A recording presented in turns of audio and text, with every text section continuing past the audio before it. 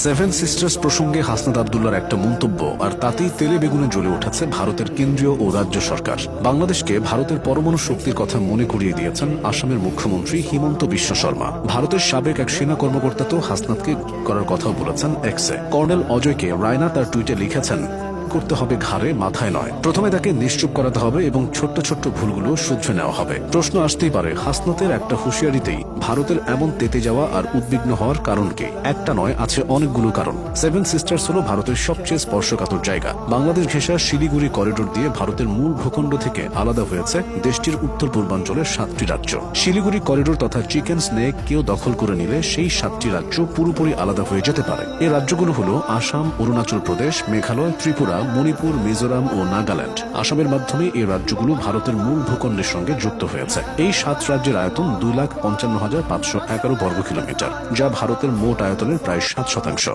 এই অঞ্চলের জনসংখ্যা ভারতের মোট জনসংখ্যার 3.7%। বিরাট এই জনগোষ্ঠীর জীবনাচরণ ভারতের মূল ভূখণ্ড থেকে একেবারে আলাদা এবং ব্যতিক্রম।